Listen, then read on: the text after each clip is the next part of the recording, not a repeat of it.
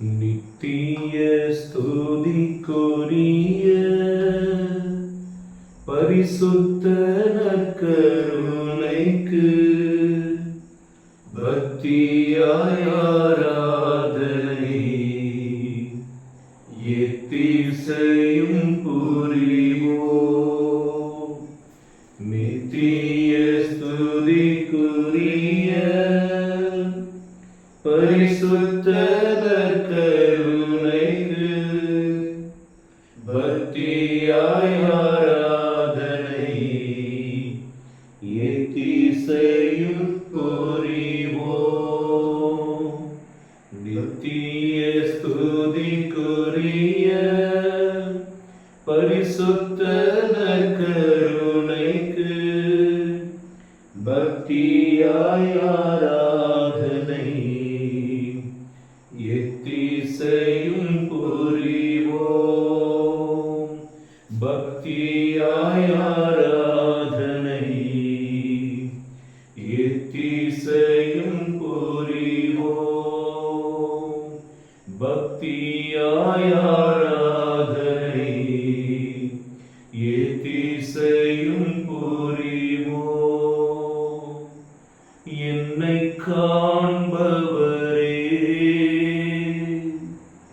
தீனம் காப்பவரே, என்னை காண்பவரே,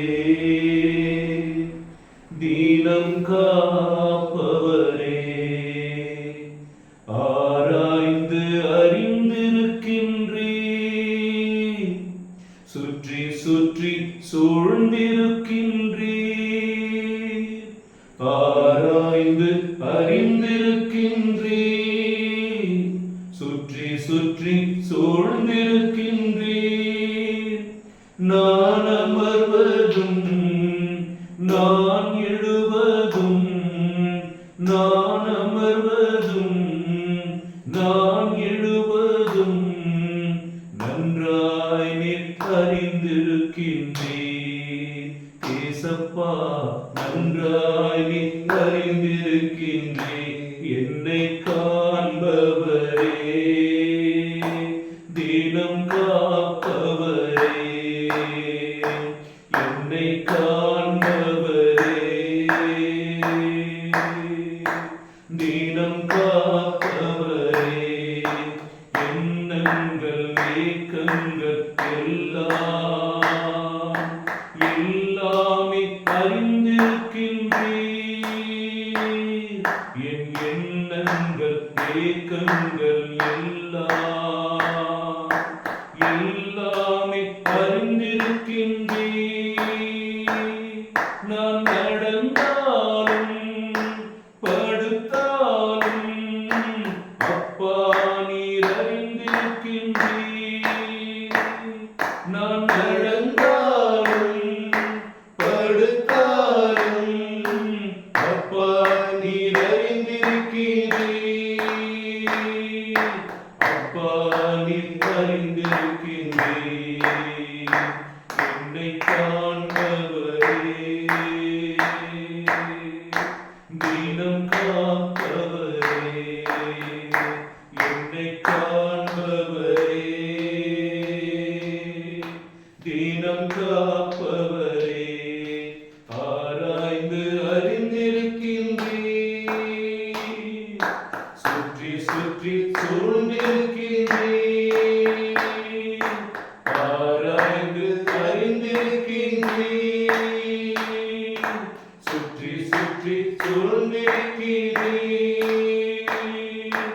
ஆராதனை ஆராதனை நற்கருணை ஆண்டவரே, ஆராதனை ஆராதனை ஆராதனை நற்கருணை ஆண்டவரே, ஆராதனை. இன்னும் இன்னும் நெருக்கி நெருக்கி சுற்றி என்னை சூழ்ந்திருக்கின்றீர். இன்னும் இன்னும் நெருக்கி நெருக்கி சுற்றி என்னை சூழ்ந்திருக்கின்றீர். உன் திருக்கரத்தால் தினமும்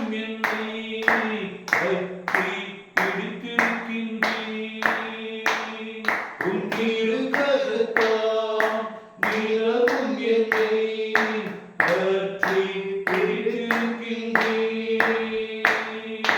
நன்றி ராஜா, இயேசு ராஜா, நன்றி ராஜா, இயேசு ராஜா, என்னை காண்பவரே, தினம் காப்பவரே, என்னை காண்பவரே, தினம் காப்பவரே, கருவை உம் கண்கள் கண்டன, மறைவாய் வளர்வதை கவனித்தீரே, என் கருவை கண்கள் கண்டன, மறைவாய் வளர்வதை கவனித்தீரே, அதிசயமாய் பிரமிக்கத்தக்க பக்குவமாய் உருவாக்கினீர். அதிசயமாய் பிரமிக்கத்தக்க பக்குவமாய் உருவாக்கினீர். நன்றி ராஜா, இயேசு ராஜா, நன்றி ராஜா, இயேசு ராஜா, என்னை காண்பவரே, தினம் காப்பவரே, என்னை காண்பவரே, தினம் காப்பவரே, ஆராய்ந்து அறிந்திருக்கின்றீர், சுற்றி சுற்றி சூழ்ந்திருக்கின்றீர், ஆராய்ந்து அறிந்திருக்கின்றீர், சுற்றி சுற்றி சூழ்ந்திருக்கின்றீர். நான் அமர்வதும் நான் எழுவதும், நான் அமர்வதும் நான் எழுவதும் நன்றாய் நீர் அறிந்திருக்கின்றீர். இயேசப்பா, நன்றாய் நீர் அறிந்திருக்கின்றீர். அல்லேலூயா, அல்லேலூயா, அல்லேலூயா, அல்லேலூயா, அல்லேலூயா, அல்லேலூயா, அல்லேலூயா, அல்லேலூயா,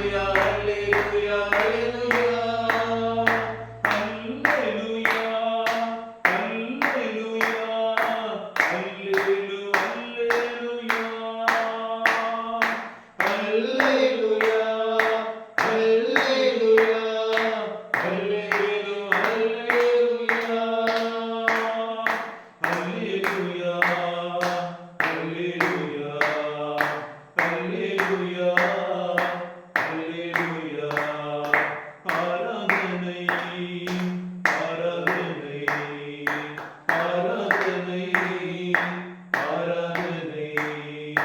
நன்றி ராஜா, இயேசு ராஜா, நன்றி ராஜா, இயேசு ராஜா. ஹல்லேலூயா, ஹல்லேலூயா, ஹல்லேலூயா, ஹல்லேலூயா, ஹல்லேலூயா, ஹல்லேலூயா, ஹல்லேலூயா. நன்றி ஆண்டவரே, நன்றி அப்பா, நன்றி ஆண்டவரே. ஆண்டவருக்கு நன்றி சொல்லுவோமே, நல்லவருக்கு நன்றி சொல்லுவோமே, மகிமை உள்ளவருக்கு நன்றி சொல்லுவோமே, நம்மை காண்கிற தேவனுக்கு நன்றி சொல்லுவோமே, நம்மை காக்கின்ற தேவனுக்கு நன்றி சொல்லுவோமே, நம்மோடு வாழ்கிற தேவனுக்கு நன்றி சொல்லுவோமே, நமக்கு நன்மைகளை மட்டுமே செய்யக்கூடிய தேவனுக்கு நன்றி சொல்லுவோமே, நம்மோடு என்றென்றைக்கும் வாழ்கிற தேவனுக்கு நன்றி சொல்லுவோமே. ஆராதனைக்குரியவருக்கு ஸ்தோத்திரம் சொல்லுவோமே, மகிமைக்குரியவருக்கு ஸ்தோத்திரம் சொல்லுவோமே. ஆண்டவரே, இருக்கிறவருக்கு ஸ்தோத்திரம், மகிமைக்கு பாத்திரமே உமக்கு ஸ்தோத்திரம், மங்காத பிரகாசமே உமக்கு ஸ்தோத்திரம். என்னை தேடி மீட்க வருகிறவரே உமக்கு ஸ்தோத்திரம், என்னை குணமாக்குபவரே ஸ்தோத்திரம், எனக்கு ஆறுதல் அளிப்பவரே ஸ்தோத்திரம், என்னை சத்தியத்தில் நடத்துகிறவரே ஸ்தோத்திரம், என்னை விட்டு விலகாதவரே ஸ்தோத்திரம். ஹல்லேலூயா. நன்றி அப்பா. கரங்களை உயர்த்தி உங்களுக்கு ஆண்டவருக்கு நன்றி சொல்லுங்க. உங்களுக்கு ஆண்டவர் கொடுத்திருக்கிற வாழ்க்கைக்காக இந்த நாள் முழுவதும் நம்மோடு இருக்க போகிறாரே, அவருக்கு நன்றி சொல்லுவோம். இரவெல்லாம் நம்மை காக்க போகிறாரே, அவருக்கு நன்றி சொல்லுவோம். யார் நம்மை கைவிட்டாலும் அவர் நம்மை கைவிடாமல் நம்மை காக்க போகிறாரே, அவருக்கு நன்றி சொல்லுவோம். இணை பிரியாதவருடைய அன்புக்காக நன்றி சொல்லுவோம். என்றென்றைக்கும் நம்மை விட்டு கொடுக்காத தேவனுக்கு ஸ்தோத்திரம் சொல்லுவோம்.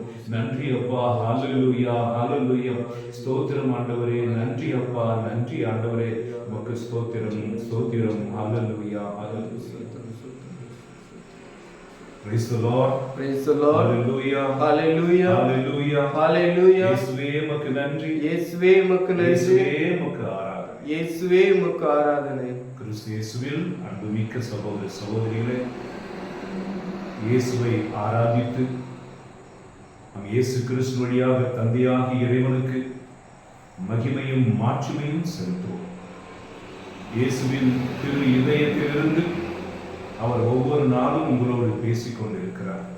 ஆகவே இந்த நாளிலும் ஆண்டவருடைய பிரசன்னத்திலே அவருடைய வார்த்தைகளை நீங்கள் கேட்டு தியானியுங்கள்.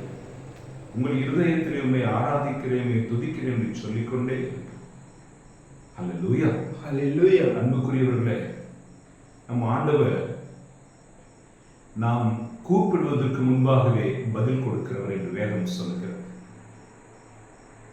நம் நினைவுகளை தூரத்திலிருந்தே அறிந்திருக்கிறவர் என்று வேதம் சொல்கிறது.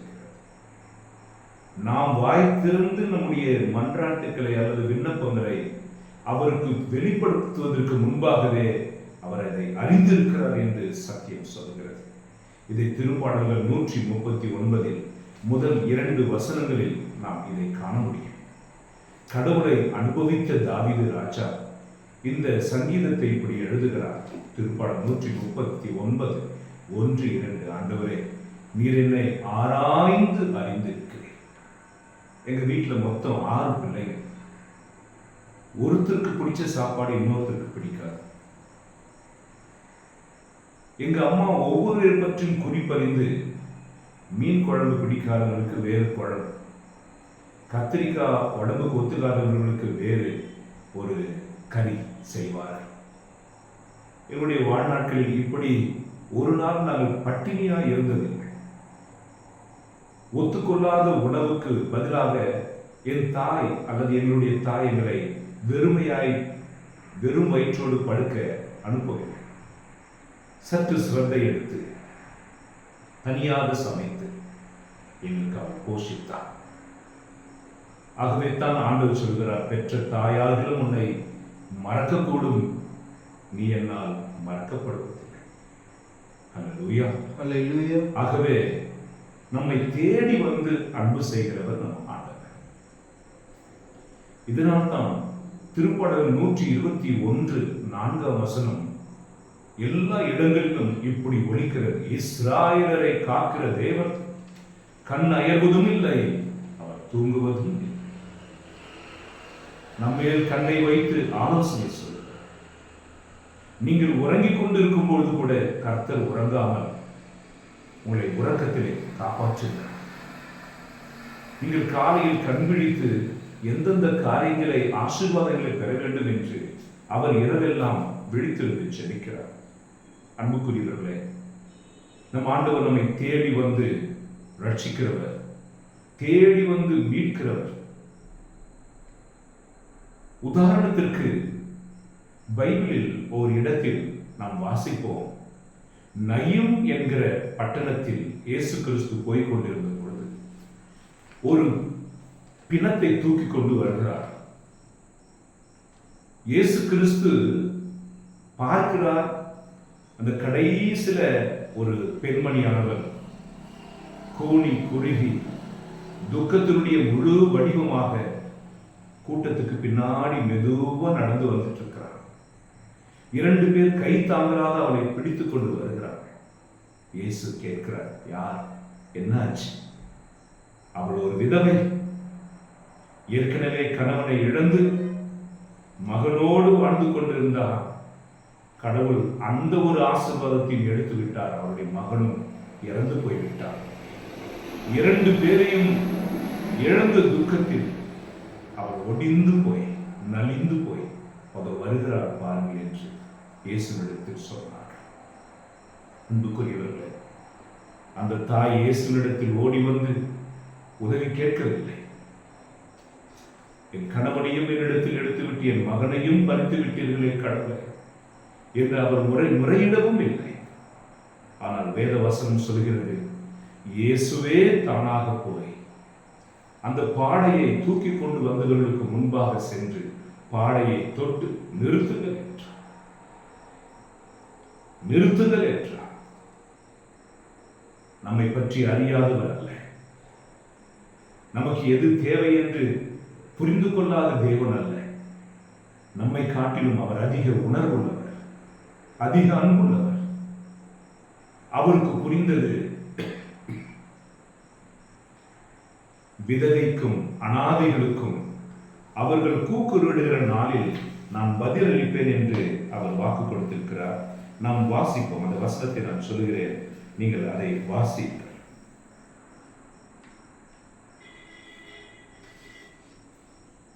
அவர் பாடையை போய் தொட்டு நிறுத்தி வாலிபனை எழுந்ததுன்னு சொல்றார். உங்களுடைய வாழ்க்கையில் உங்களுக்கு எது ஆசீர்வாதமாக இருந்ததோ, எது உங்களுக்கு ஒரு பிடியை போல இருந்ததோ, அது வேலையாக இருக்கலாம், உறவுகளாக இருக்கலாம். எதை நீங்கள் இழந்து விட்டீர்களோ, எதனால் நீங்கள் இப்பொழுது துயரத்திற்கு உள்ளாகி இருக்கிறீர்களோ, உங்கள் கடவுள் அதை பார்த்து கொண்டு அமைதியா இல்லை. அவர் பாடையை கீழே இறக்க சொன்னார். பாடையில் கிடத்தப்பட்ட பிணம் அந்த வாலிபனை தொட்டு வாலிபனை எழுந்ததுன்னு சொன்னார். அந்த பிணம் உயிரோடு எழுந்தது. நானே உயிரும் உயிர்ப்பும் என்றாரே, அவர் அவனை உயிர்ப்பித்தார். இங்க நடந்தது எதுவுமே தெரியாது. நயின் பட்டணத்து பெண் அங்கே அழுது கொண்டு வந்தார். எல்லாம் போனாங்க. உன் மகன் உயிர்த்து எழுந்துட்டான், உன் மகனை ஒருத்தர் உயிர்ப்பிச்சுட்டார். அவளால் நம்ப கூட முடியவில்லை. அவள் தன் கண் ஏறெடுத்து பார்த்த பொழுது அங்கே தன் மகன் மீண்டும் உயிரோடு நிற்பதை, அவனுடைய அருகில் இயேசு நிற்பதையும் கண்டு செய்வது அறியாது போய் என்ன ஆச்சு கேட்கிறார். இவர் தான் என்னை உயிர்ப்பித்தார் என்று சொன்னவர். அவருடைய பாதத்தில் விழுந்து இருவரும் ஆராதித்தார்கள். என் அன்பு மக்களே, இஸ்ரவேலை காக்கிற தெய்வம் கண் அயர்வதும் இல்லை, தூங்குவதும் இல்லை. திருப்பாடல் 139 4ஆம் வசனம் மிக உத்தமமான வசனம். உன் வாயிலிருந்து அப்பா எனக்கு இது வேணும்பா என்று நீங்கள் சொல்வதற்கு முன்பாகவே உனக்கு என்ன வேண்டும் என்பதை அவர் அறிந்திருக்கிறார் என்று வார்த்தை சொல்கிறார். அல்லேலூயா, அல்லேலூயா. இயேசுவே உமக்கு நன்றி. இயேசுவே உமக்கு நன்றி. நம்முடைய வாழ்க்கையில் நாம் வண்டி ஓட்டிட்டு போயிருக்கோம் இல்லையா? நம்ம மாட்டு சரியா ஓட்டிட்டு போயிருப்போம். திடீர்னு நடுவில் ஒருத்தர் வந்து இடிச்சிருப்போம். பெரிய அடி நமக்கு பட்டிருக்கும். அப்பொழுது நம்ம நினைப்போம், நம்ம நல்லா இருந்தாலும் இந்த கெட்ட காலம், போராத காலம் என்னை இப்படி சாச்சிருச்சுன்னு சொல்லுவோம். ஆகவே அன்புக்குரியவர்களே, நீங்கள் சரியாக போய்கொண்டிருந்தும் உங்களுக்கு ஆபத்துக்கள் ஏற்பட்டால் அதற்கு நீங்கள் பொறுப்பல்ல. ஒருவேளை நீங்க சரியில்லாம ராங் ரூட்ல போய் அதனால அடிபட்டீங்கன்னா நீங்க பொறுப்பு. ஆனால் இன்றைக்கு ஆண்டவர் என்ன சொல்றாரு? நீ தெரிஞ்சு தவறு பண்ணியோ தெரியாம தவறு பண்ணியோ முற்காலத்தில் அவற்றுக்காக அவர் உன்னை தண்டிக்க போவதில்லை. அவர் உனக்கு உதவி செய்ய ஓடி வருகிறார். அல்லேலூயா, அல்லேலூயா. பைபிளில் ரூத் என்கிற ஒரு பெண்ணை பற்றி உங்களுக்கு தெரியும் அல்லவா? ரூத் புஸ்தகம் நீங்கள் முழுவதுமாக வாசித்து பாருங்கள். இந்த ரூத் என்பவள் யார்? தொடக்க நூல் நாம் புஸ்தகத்தை எடுத்து பார்க்கும்போது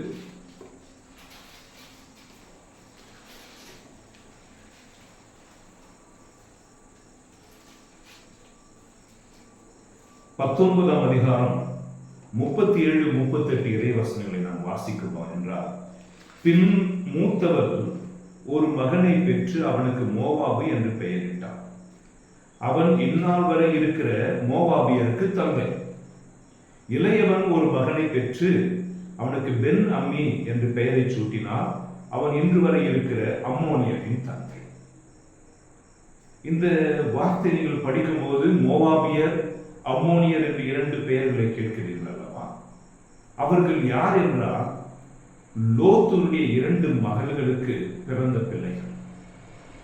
சோதோம் குமாரரை கடவுள் அழிக்க நினைத்து அழித்த பொழுது அப்ரகாமுடைய சகோதரருடைய மகனான லோத்தையும் அவன் மனைவி 2 மகள்களையும் காப்பாற்ற நினைத்து அவர்களை ஒரு மலையில் ஏறச் சொல்லி ஆண்டவர் அனுமதி கொடுத்தார்.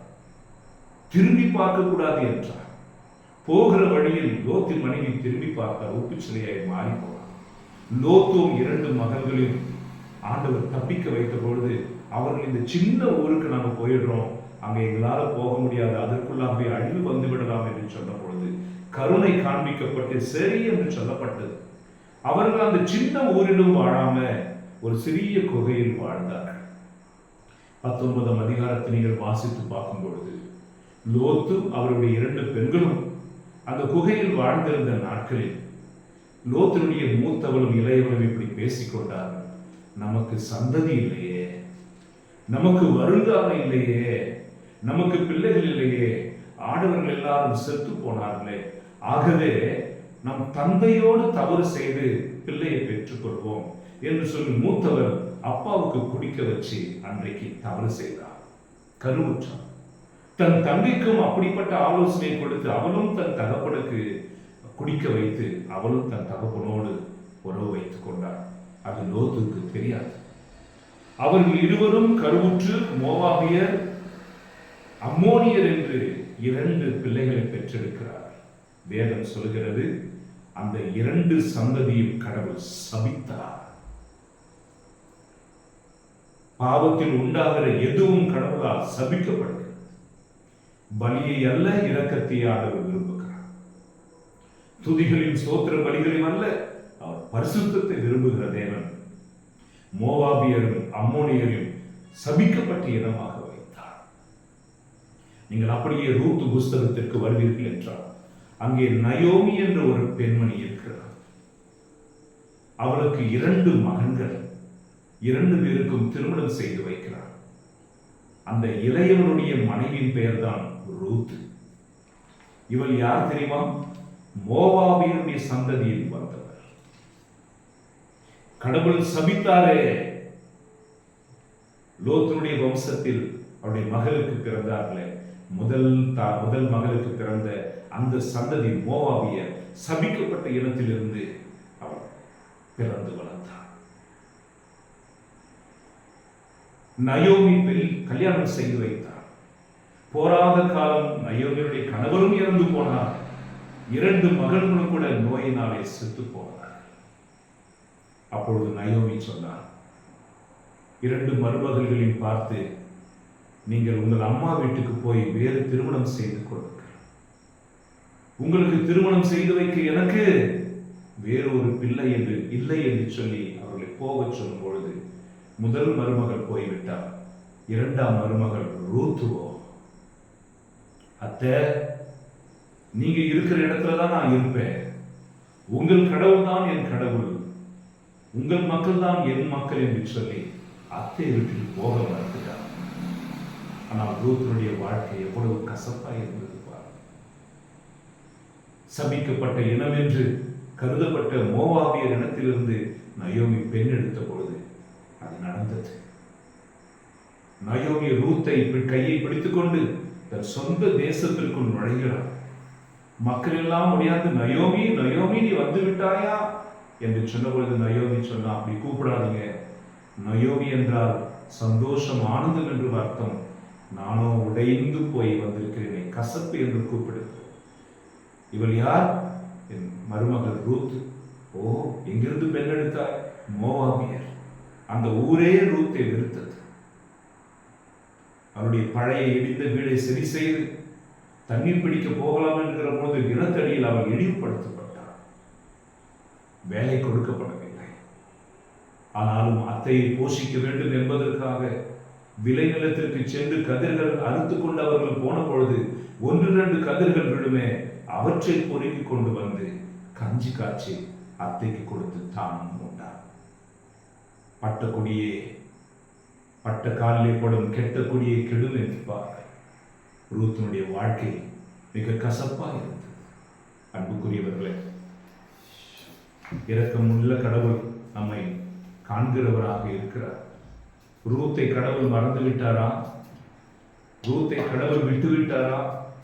அவருடைய நல்ல மனதை அறிந்த ஒரு மனிதர் போவாஸ். அவருடைய விளை நிலத்தில் தான் ரூத்தானவள் இந்த காரியம் எல்லாம் செய்து கொண்டிருந்தார்.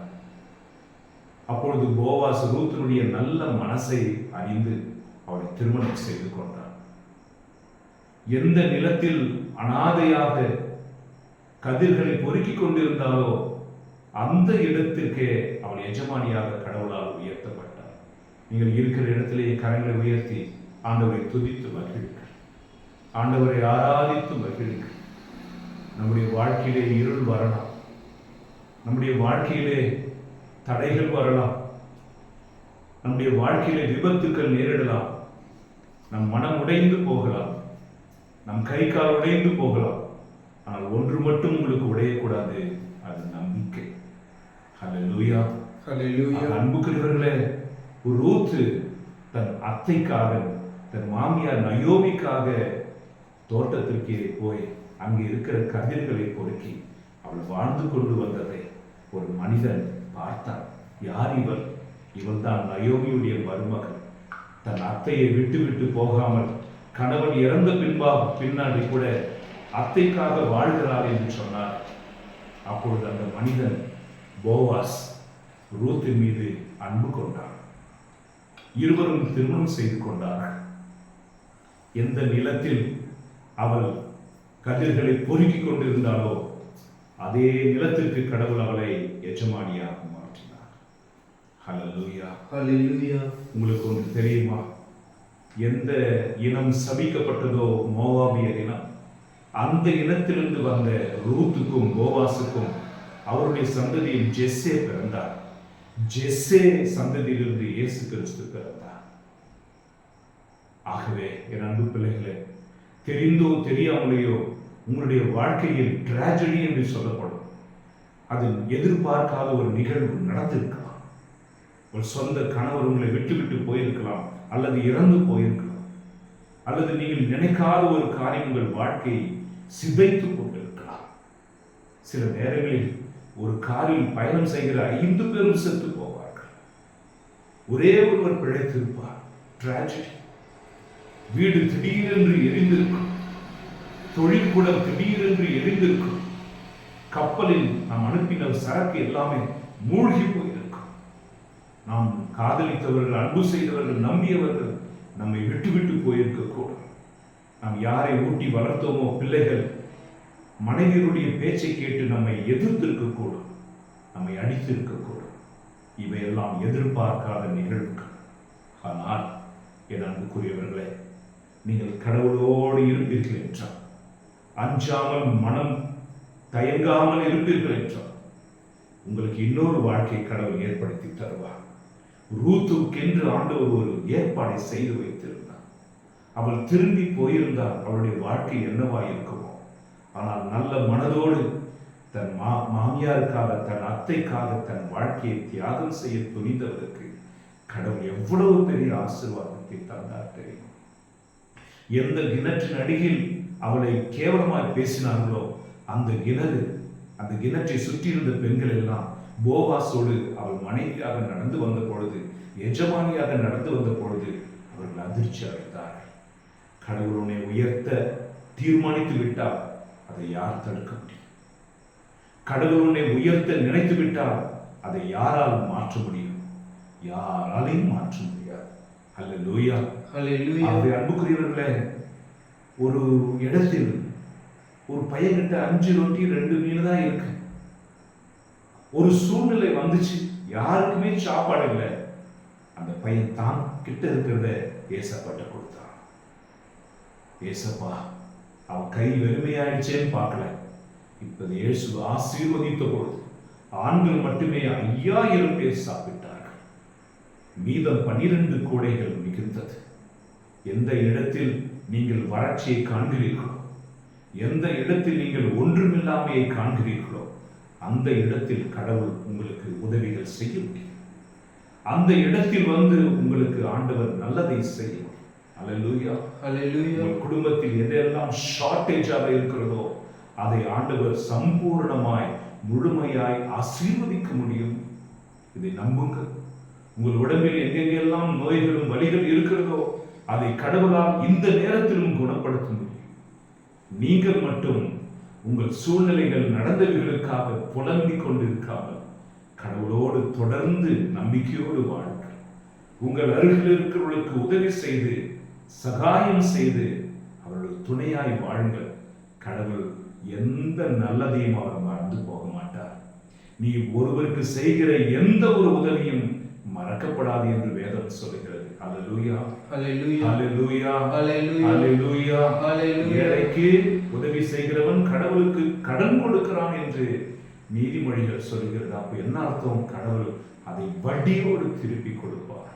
உன் கண்ணீருக்கு பதில் உண்டு, உன் வேதனைகளுக்கு பதில் உண்டு. இன்றைக்கும் இந்த செய்தியை கேட்டுக்கொண்டிருக்கும் பொழுது ரூத்துவை போல கணவனையோ மனைவியோ இழந்து, பிள்ளைகளை இழந்து, பெற்றோர்களை இழந்து தனிமையில் வாடுகிறவர்களே, உங்கள் கதை முடிவதில்லை. நீங்கள் உறுதியாக ஜெபத்தில் நிலைத்திருங்கள். அவர் தேடி வந்து உங்களுக்கென்று ஒரு வரலாற்றை எழுதுவார்.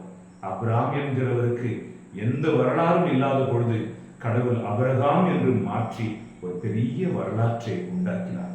யாக்கோபு என்கிற ஒரு மனிதனுக்கு வரலாறு இல்லாத பொழுது இஸ்ரவேல் என்று பெயர் மாற்றி பெரிய வரலாற்றை உண்டாக்கினார். நாணர், உடைந்து போகிறவர் என்று சொல்லப்பட்ட ஒரு மனிதனை கடவுள் கேஃபா, ராய், அதாவது கல் என்று, பாறை என்று பெயரிட்டு அழைத்தார். அவரே திருச்சபையுடைய முதல் தலைவராக இயேசுவால் அபிஷேகிக்கப்பட்டார். அல்லேலூயா. தள்ளப்பட்ட கல்லே, விலக்கப்பட்ட கல்லே மூலக்கல்லாய் அமையும். இதுதான் வேதத்தினுடைய பெரிய ரகசியம். தள்ளப்பட்ட கல் மூளைக்கல்லாய் மாறும்.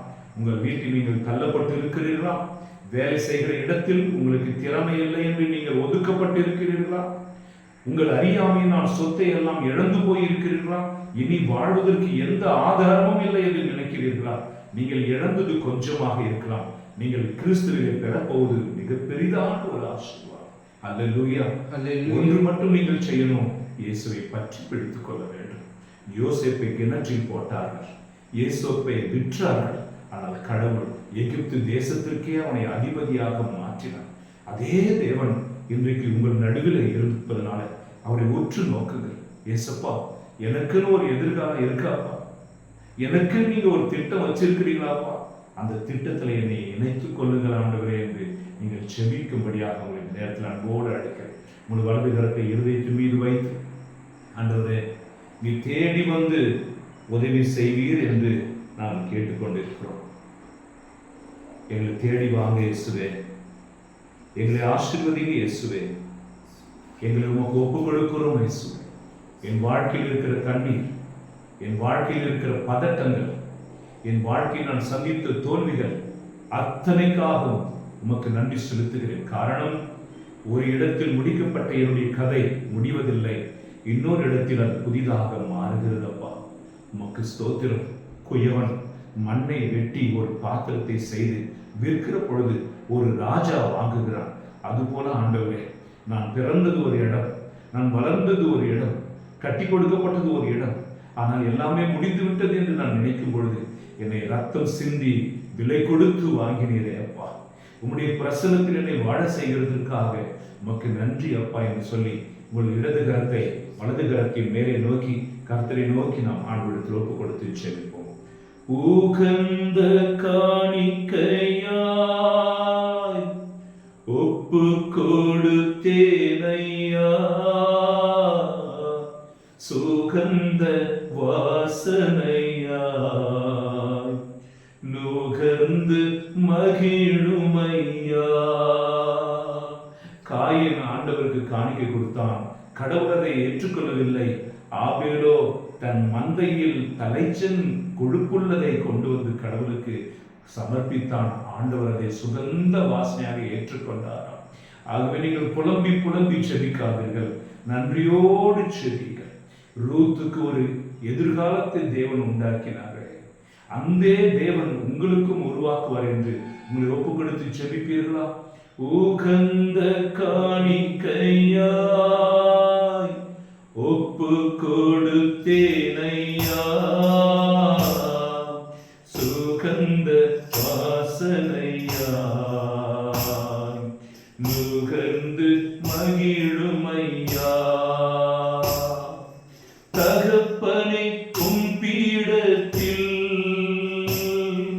தகன பலியானே,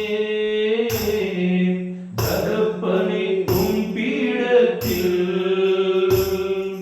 தகன பலியானே. அக்கினி இறக்கிவிடும், முற்றிலும் எரித்துவிடும். அக்கினி இறக்கிவிடும், முற்றிலும் எரித்துவிடும். உகந்த காணிக்கையால் ஒப்பு கொடுத்தேனையாம், சுகந்த வாசனையால்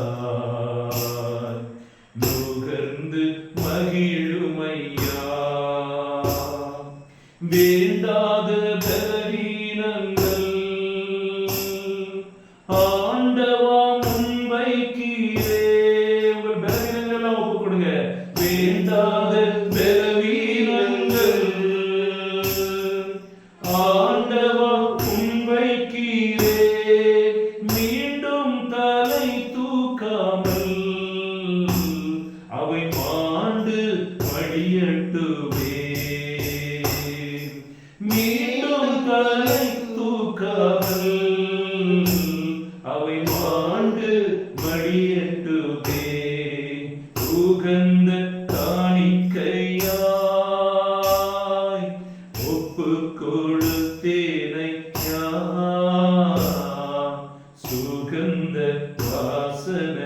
வாசனையாய் நுகர்ந்து மகிழுமையா.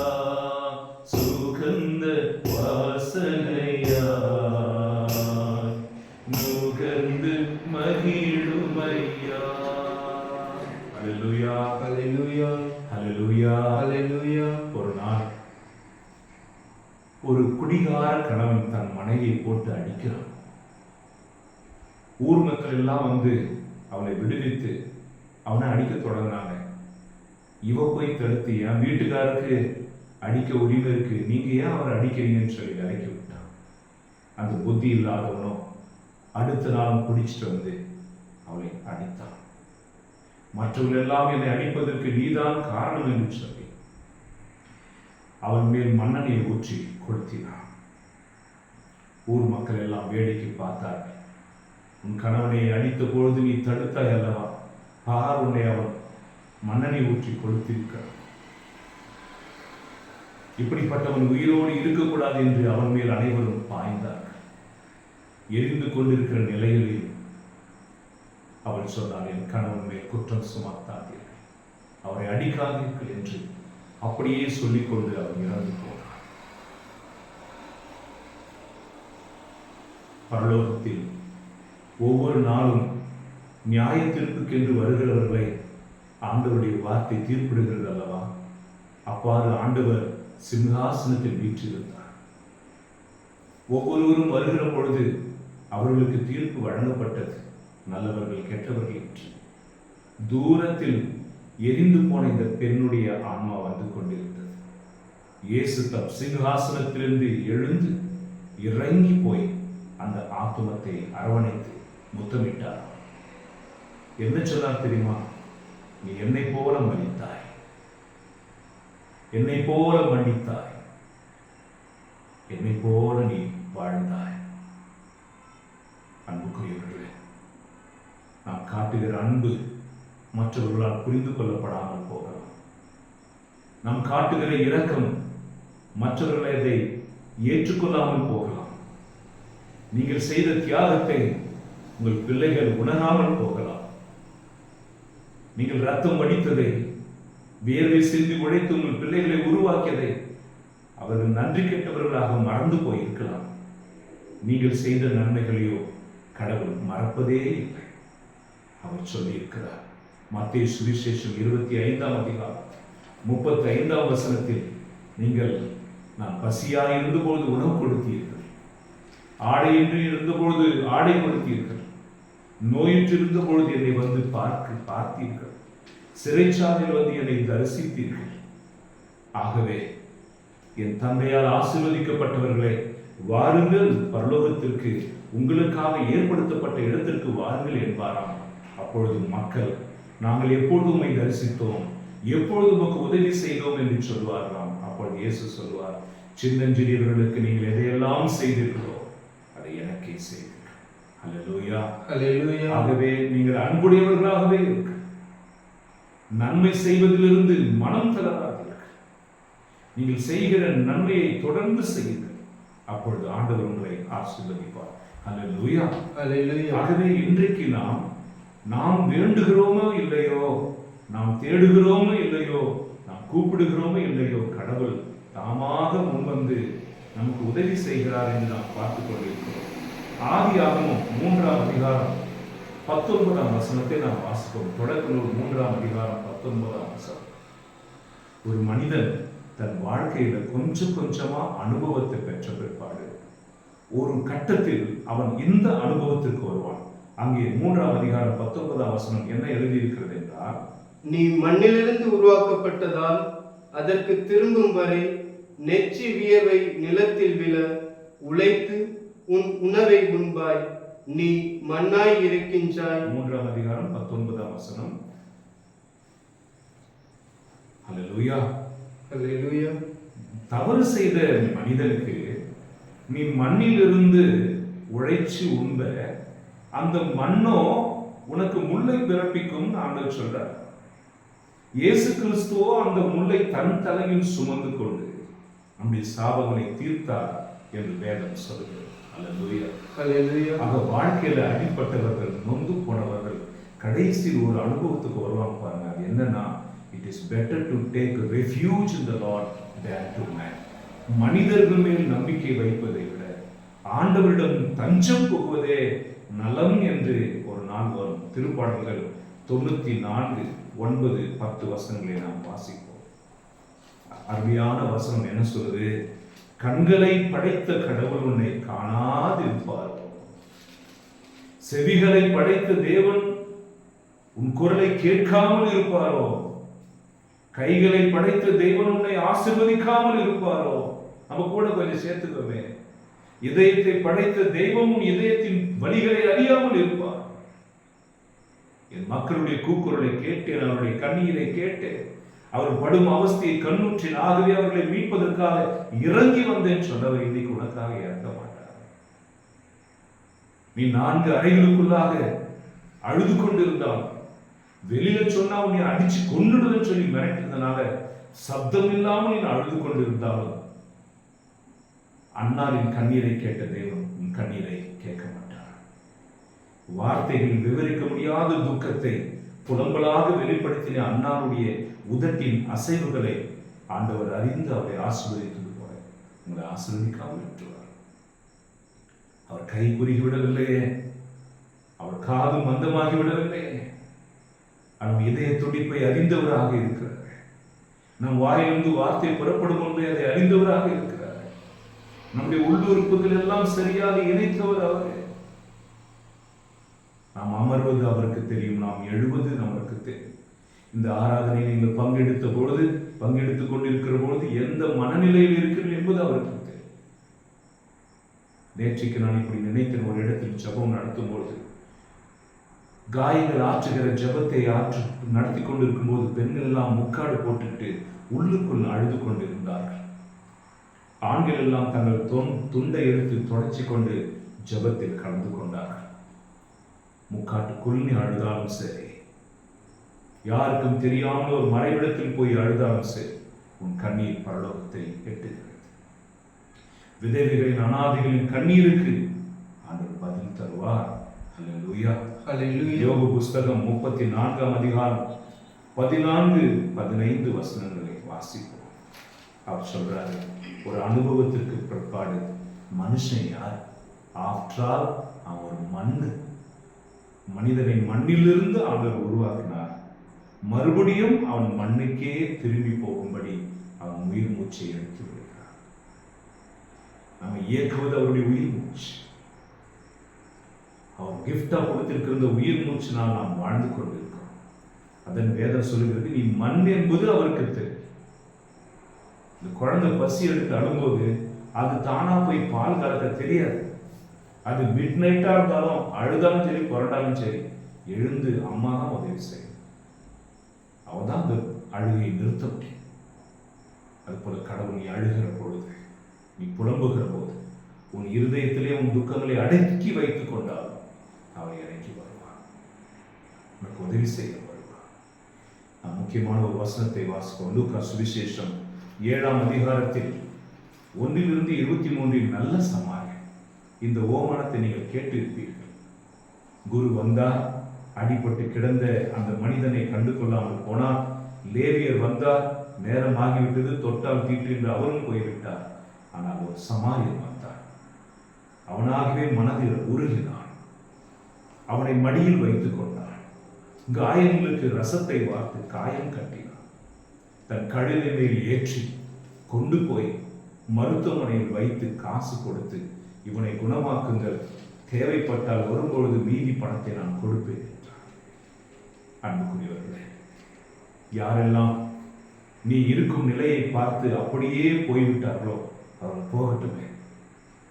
நீ இருக்கும் நிலையிலிருந்து உன்னை தூக்கிவிட மனம் இல்லாமல் போகிறார்களா, போகட்டும். ஒன்று மட்டும் நிச்சயம், உன் கடவுள் உன்னை உயர்த்துவார். உன்னை காக்கிற தேவன் அவர் கண் அயர்வதில்லை.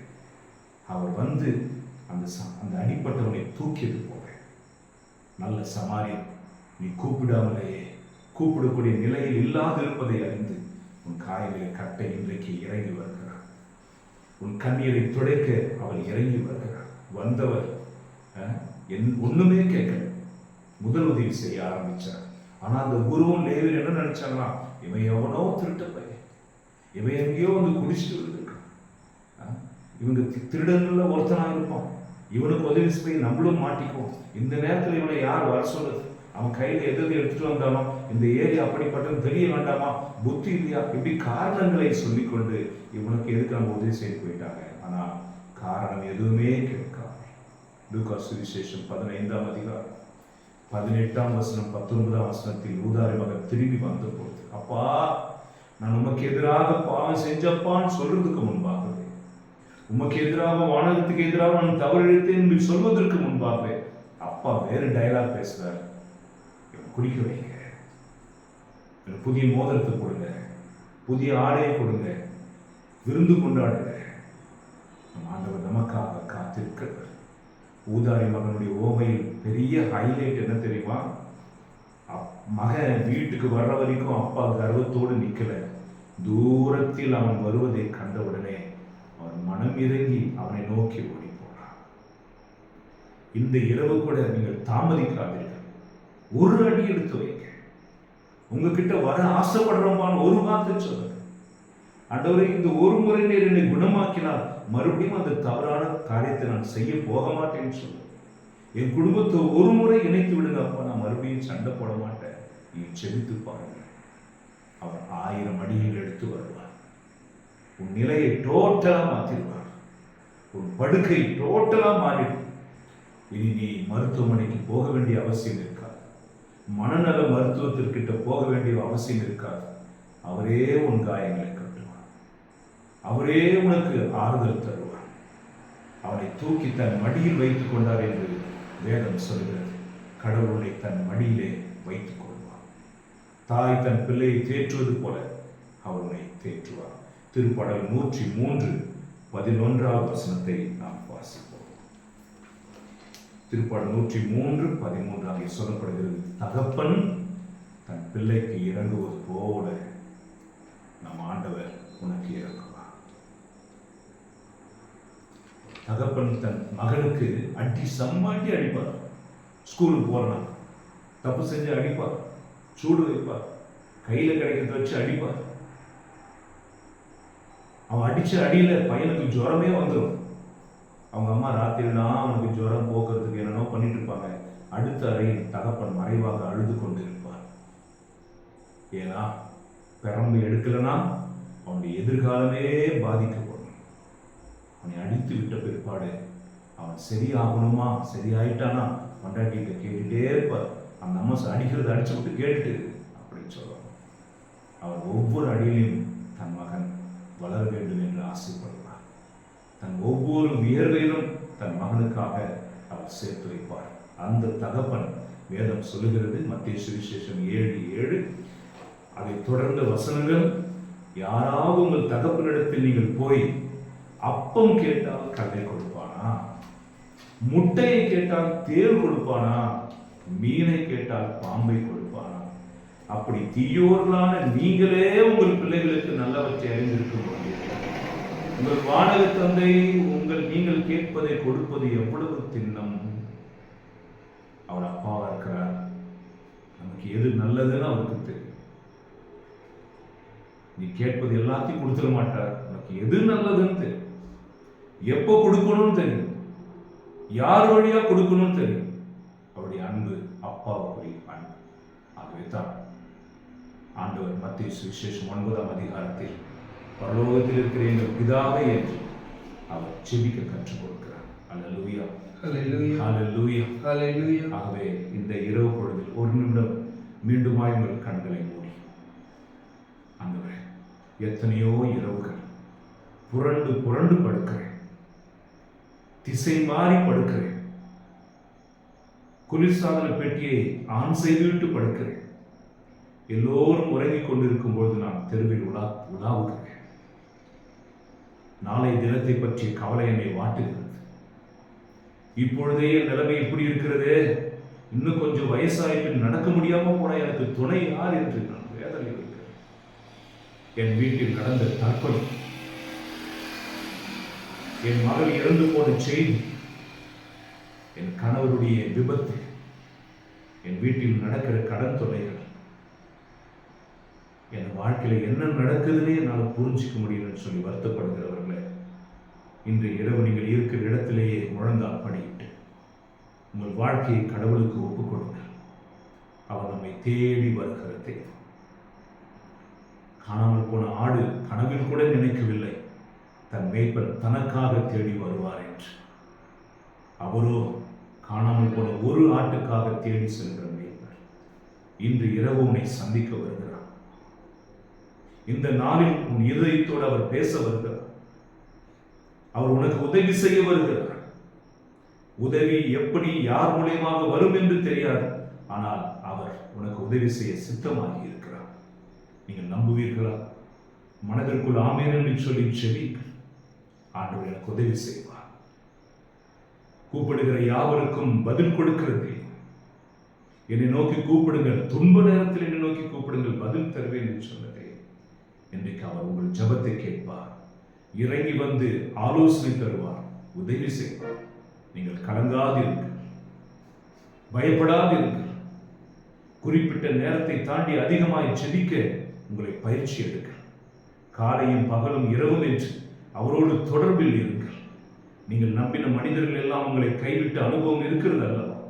உங்கள் அறிவும், உங்கள் செல்வங்களும், உங்கள் திறமையும், உங்கள் உறவுகளும் உங்களை நிர்கதியாய் விட்டு போன அனுபவம் இருக்கிறது அல்லவா? இப்பொழுது உங்களை என்றென்றைக்கும் கைவிடாத தெய்வம், உங்கள் அமர்தலையும் எழுதலையும் காண்கிற தெய்வம், அறிந்திருக்கிறவர், உங்களை சுற்றி சுற்றி சூழ்ந்திருக்கிற தெய்வம், அவர்களுக்கு உதவி செய்ய வருகிறார். நல்ல சமாரியனாக காயங்களை கட்டினவர் இன்று இரவு உங்கள் காயங்களை கட்டுவாராக. உங்கள் குடும்பத்தில் உங்கள் உறவுகளால் உங்களுக்கு ஏற்பட்ட மனக்கசப்புகளை ஆண்டவர் சுகப்படுத்துவாராக. இனியும் இந்த குடும்பத்தில் வாழ முடியாது, வாழ வேண்டாம் என்று உறவுகளை முறித்துக் கொள்ள நினைக்கிற உங்கள் மனதிற்கு ஆண்டவர் உறுதியை அளிப்பாராக. வெளிநாட்டிற்கு வேலைக்கு போய் ஏராளமான கொடுமையை அனுபவித்து மறுபடியும் எப்போ தாய்நாட்டுக்கு போவோன்னு எதிர்பார்த்து கொண்டிருக்கிற பிள்ளைகளுக்கு ஆண்டவர் ஆறுதல் தருவாராக. ஆக்சிடென்ட் கை கால்களை இழந்து படுக்கையிலிருந்து எழ முடியாத நிலைக்கு தள்ளப்பட்டு கடவுளே இல்லை இருந்தா ஏன் இப்படி நடக்குது என்று புலம்பிக் கொண்டிருக்கிற மக்களை இந்த நேரத்தில் ஆண்டவருடைய பாதத்தில் ஒப்புக்கொடுத்து செல். நீ மலடி, உனக்கு மலட்டுத்தன்மை இருக்கிறது என்று சொல். மனைவி இருக்கும் பொழுதே வேறொரு கல்யாணத்தை பற்றி, கணவன் இருக்கும் பொழுதே வேறொரு திருமணத்தை பற்றி பேசுவதனால உள்ளம் உடைந்து போயிருக்கிற உறவுகளுக்காக செல். ஒப்புக்கொடுத்து செல். கண்டிப்பாக வேலை வாங்கித்தாரேன்னு சொல். லட்ச லட்சமாக பணத்தை எடுத்துக்கொண்டு ஓடிவிட்டவர்களை குறித்து துக்கத்தில் வேதனையில் மூழ்கி போயிருக்கிறவர்களுக்காக செல். உங்கள் மனவேதனையிலே ஆண்டவருக்கு ஒப்புக் கொடுங்க. சுமை சுமந்து சோர்ந்திருப்பவர்களே, உங்களுக்கு ஆறுதல் கொடுப்பதற்காக ஆண்டவர் இறங்கி வருகிறார். அவருடைய இதயம் உங்களுக்காக திறந்து வைக்கப்பட்டிருக்கிறது. வாருங்கள், இளைப்பாறுதல் பெறுங்கள். கண்ணீர் வடிச்சா என்ன ஆக போகுது, எல்லாம் தான் முடிஞ்சு போச்சு என்று நிறுத்திவிடாதீர்கள். ரூத்துவுக்கு ஆண்டவர் புதிய வாழ்க்கை, புதிய வரலாற்றை ஏற்படுத்தியது போல, நான் மண்ணுக்கு தான் போவேன் என்று நினைத்து புலம்பிக் கொண்டிருந்த யோபுக்கு ஆண்டவர் மறு வாழ்க்கையை கொடுத்து 2 மடங்கான ஆசீர்வாதத்தால் புதிய வரலாற்றை, சரித்திரத்தை மாற்றியது போல உங்கள் ஆண்டவர் உங்களுக்கு புது பெயரை வழங்குவார், புதிய வாழ்க்கையை வழங்குவார், புதிய ஆசீர்வாதங்கள் உங்களை நிரப்புவார் என்ற நம்பிக்கையில் உங்கள் 2 கைகள் இருதயத்தின் மீது வைத்து செபித்துக் கொள்ளுங்கள். ஆண்டோடைய பிரசனம் உங்களை மூடுவதாக, ஆண்டோடைய பிரசனம் உங்களை நிரப்புவதாக. நன்றி அப்பா, நன்றியோடு உம்மை துதிக்கிறோம். இந்த நாளிலும் சுவாமி இயேசுவின் இதயத்திலிருந்து அவர்களுக்கு அருளும் இரக்கமும் ஊற்றப்படுவதாக. கணவன் மனைவிக்குள்ளாக இருக்கிற முரண்பாடுகள் எல்லாம் மறைவதாக. தன் வீட்டுக்குள்ளேயே குடித்துவிட்டு வருகிற மகனையும், போதைக்கு அடிமையான பிள்ளைகளையும் குறித்து மனம் வெசனப்பட்டு இருக்கிற பிள்ளைகள் நீர் ஆசீர்வதிங்கப்பா. மனநல காப்பகத்தில் தங்களை தாங்களே காயப்படுத்திக் கொண்டு சங்கிலிகளால் கட்டப்பட்டு தன் பிள்ளைகள் துயருவதை பார்த்து கொண்டிருக்கிற பெற்றோர்களினுடைய துயரத்தை நமக்கு ஒப்பு கொடுத்து செபிக்கிறோம்ப்பா. நாய் கடித்ததுனாலும் பூனை கடித்ததுனாலும் விஷம் ஏறி அந்த மிருகங்களைப் போலவே செயல்பட்டு கொண்டிருக்கிற தன் மகனை மகளை பார்த்து துடிதுடித்துக் கொண்டிருக்கிற பெற்றோர்களை கவனியும் சார். எப்பொழுது உயிர் பிரியமோ என்று படுக்கையில் வியாதியோடு இருக்கிறவர்களை நினைவு கூறும் சுவாமி. ஆண்டவரே, ராணுவ வீரர்களை நினைவு கூறுகிறோம். பாதுகாத்து எங்கள் தேசத்தை சமாதானத்தில் வழிநடத்து, எங்கள் குடும்பங்கள் எல்லாம் சமாதானத்தில் வழிநடத்து. கண்ணுக்கு கண், பல்லுக்கு பல் என்கிற சகாப்தங்கள் முடித்து ஆண்டவரே அன்புக்கு பகைக்கு அன்பு செலுத்த கிருபை செய்யலாம். சபிப்போருக்கு ஆசி கூறும்படிய மனநிலை எங்களுக்கு தாங்க. உன் இதயத்திலிருந்து வழிகிற திரு தண்ணீரும் திரு ரத்தம் எங்களுக்கு அந்த பலனையும் ஆற்றலையும் தருவதா. எங்கள் ஆண்டவராகிய இயேசு கிறிஸ்துவின் ஈடு இணையற்ற நாமத்தில் செபிக்கிறோம் பிதாவே, ஆமென்.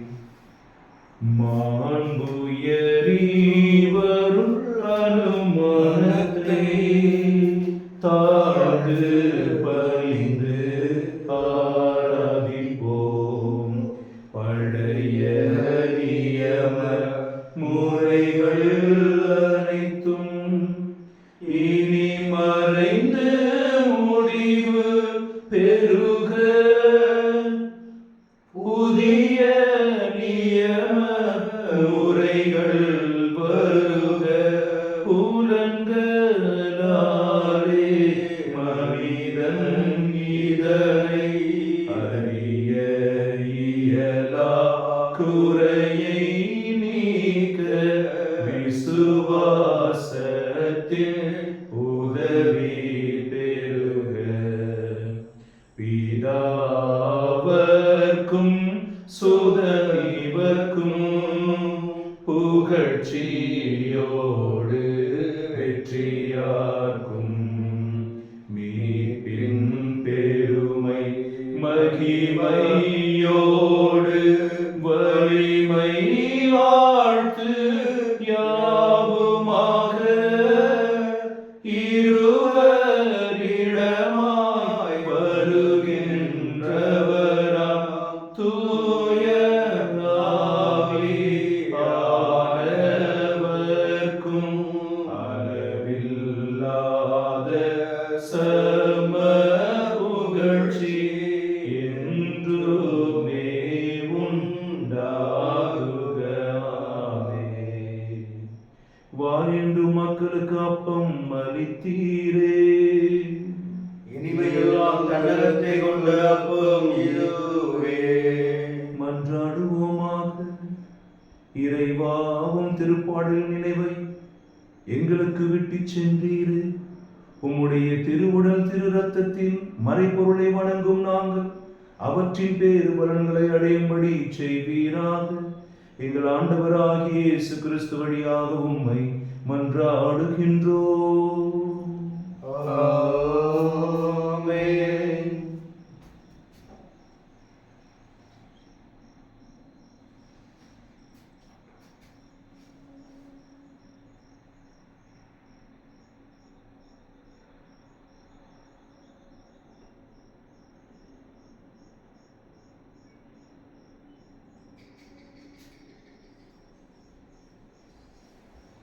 நித்திய ஸ்துதிக்குரிய பரிசுத்த கருணைக்கு பக்தியாய் ஆராதனை எத்திசையும் புரிவோம். நித்திய ஸ்துதிக்குரிய பரிசுத்த கருணைக்கு பக்தியாய் ஆராதனை எத்திசையும் புரிவோம். நித்திய ஸ்துதிக்குரிய பரிசுத்த கருணைக்கு பக்தியாய் ஆராதனை எத்திசையும்